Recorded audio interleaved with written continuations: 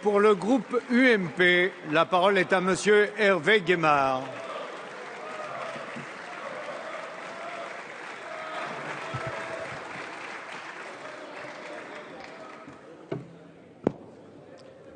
Monsieur le Président, Mesdames les ministres, Monsieur le rapporteur, chers collègues, le Parti socialiste gouverne mal, mais se défend bien. Du moins le croit-il, mes chers collègues. Alors que l'urgence est économique et sociale, la priorité du gouvernement est politicienne.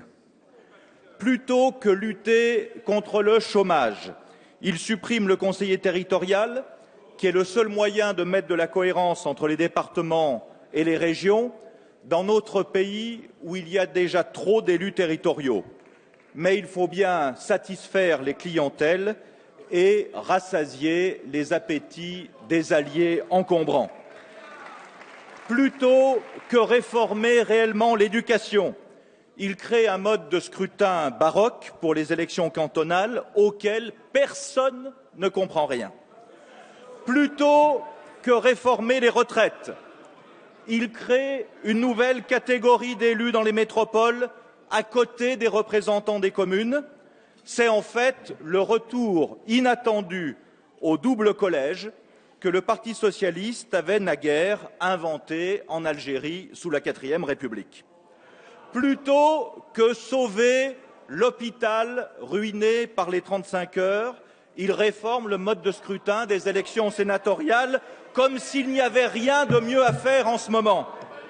Plutôt que de s'attaquer à la violence et à l'insécurité, il tripatouille les modes de scrutin pour les conseillers de Paris.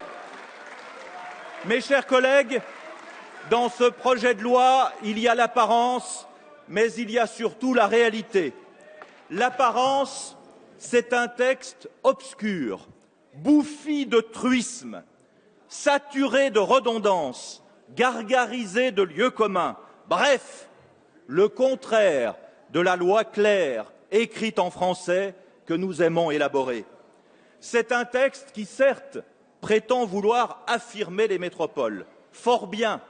Mais pourquoi n'avez-vous pas voté la loi du 16 décembre 2010 qui créait le premier cadre légal pour les métropoles depuis la loi de 1966 sur les communautés urbaines qu'avait voulu le général de Gaulle?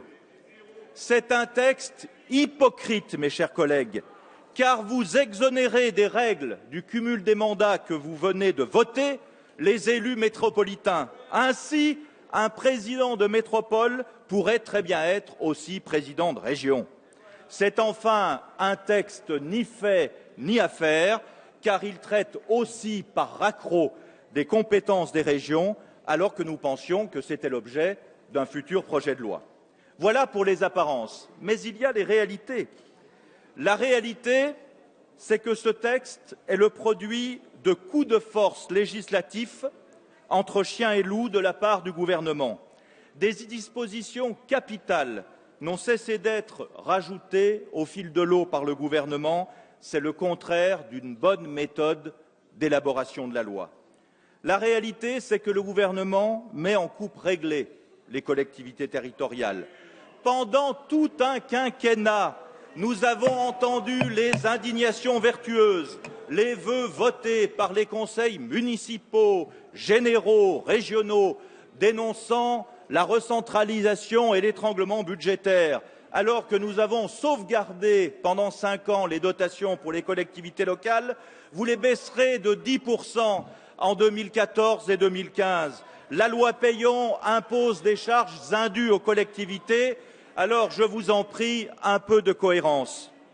La réalité, mes chers collègues, c'est que M. Valls, avec ses ciseaux, redécoupe dans l'opacité la plus totale la totalité des cantons pour la première fois depuis leur création pour bien servir les copains. La réalité, avec ce texte, c'est que M. Valls va organiser par ordonnance, le mode de scrutin des nouveaux élus métropolitains que vous avez créés subrepticement et qui se rajoutent aux autres en pleine discussion. La réalité, c'est l'absence totale d'études d'impact budgétaires et juridiques pour Paris, Lyon et Marseille. La réalité, c'est que les élus ne sont pas écoutés. La réalité, c'est que vous pavez le chemin de la suppression des communes sans poser le débat, sans annoncer vos intentions. La réalité à Paris, c'est que vous créez dans l'improvisation un monstre institutionnel dont vous n'avez peut-être pas même perçu toutes les incidences.